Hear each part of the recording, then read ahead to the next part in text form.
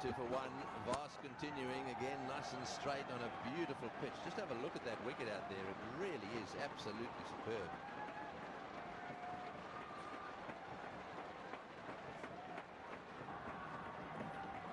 Well, that beats the outside edge. So Vast once again causing a few problems out there. It seems to me they're playing for the swing, and it's just not there. This one going straight through to the keeper. I've got to say, I had a close look at that pitch out there, and I know you did, Ranil, but it looks absolutely beautiful. And it's not surprising, it's Australian grass.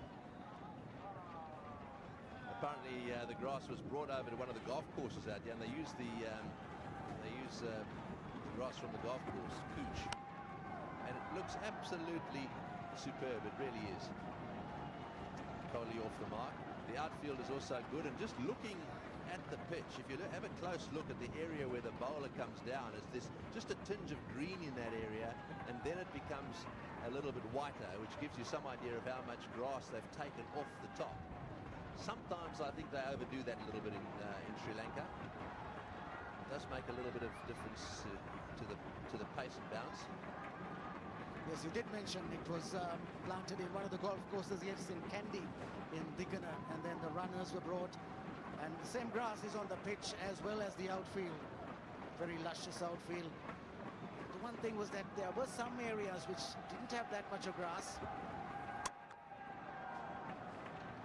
and also other areas that had a little bit more, so that probably is one reason why a few are going through to the bat a little quicker. Of course, that is what's making it a little difficult for the batsman at the moment.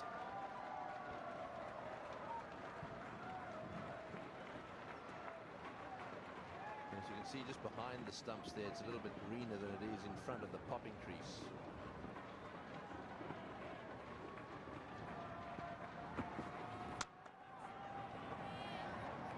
Yes, I think that wide shot actually shows this a little bit better.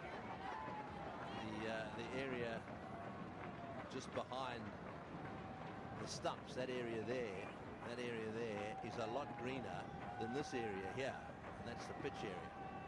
So it's the area along the pitch where they would have removed the grass, and of course they probably had more rolling than anything else.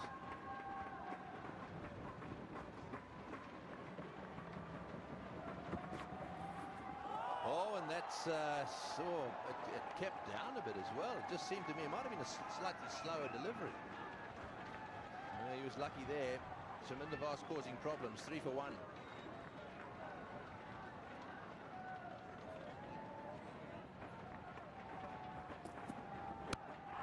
And it bounced a little bit too much, I think. Shy down the far end, and the ball just missing the stumps. The Sri Lankans are very, very good in the field. I think that was just a little bit high. Yes, so much excitement. First there was the big shout for the LBW. Kohli wasn't ready for the single. Kulasekara, it was a scramble scene, but it did come back on him. And again, and just beats the outside edge. A little bit of frustration, I think, beginning to creep in to Kohli here. He's received 10 balls so far, and he's got a little stuck. Yes, there's a fair chance that Shaminder Vast will bowl a long spell here. The good one, leaving the right-hand batsman. Jayawardene generally uses Vast as much as possible when he's on song in his first spell, getting a bit of movement, beating the bat. Well, that's well played. Right, this will give us some idea of how fast the outfield is. It's running away to that long boundary. And they get 3 comfortably. So the end of the over, it's 9 for 1.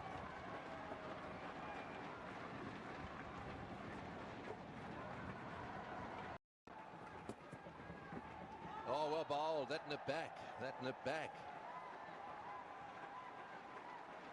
Beautiful bowling. There's certainly some movement out there. Yes, he does this time and again. That was an absolute beauty. Just cut him in half. Lucky it bounced a little bit more. Went over the stumps.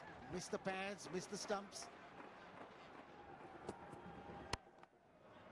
That's into the gap, and again running away square of the wicket. Yes, one does get the feeling that the Sri Lankans are well organised. You get the feeling they think about what they're going to be doing. Going back to the last match, the last Test series, for example, against the Indians, one feeling that they really had studied the review system. They don't just walk out there and let it happen. And again, they've obviously studied the players here. They know exactly what they're going to do. And Bayliss obviously is very much part of that.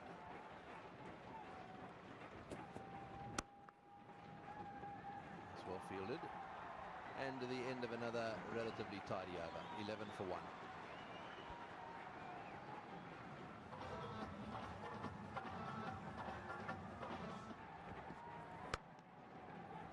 Well, that's nicely played. Just a little bit too straight that time from Voss. And once again, they should get 3.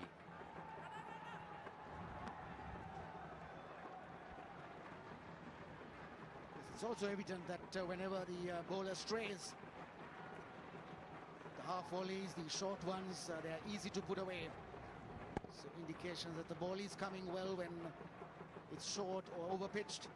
The last one was short, nicely worked away off the pads by Raina.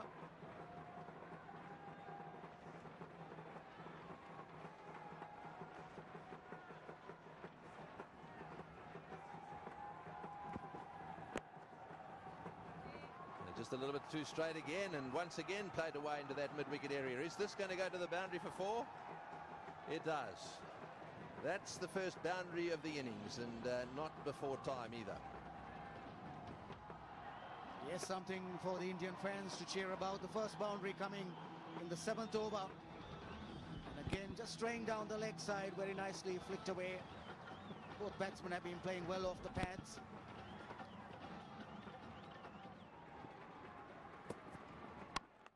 Lovely shot. This will be the second boundary of the innings. Suresh Raina's first, and he's hit this on the up. We talked about seam movement. Well, this has made this shot all the more special. Absolutely right, and when you take a look at it, there's not a lot of foot movement either. It's just back to ball. It was away from him. He was static as far as foot movement is concerned, but what a shot right from the meat of the blade. Brilliantly executed. That should give him a lot of confidence. So I'm not really convinced of what I've seen so far as far as the wicket is concerned.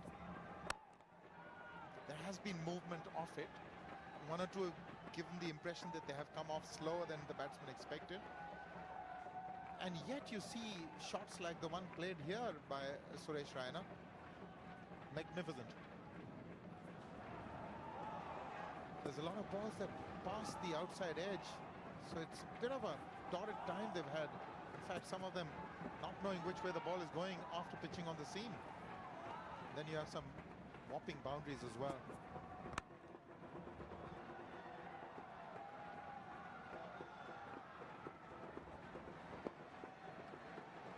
You would have heard before that Virender Sehwag has twisted his ankle in practice and is not in the Indian team for this match, Aaron.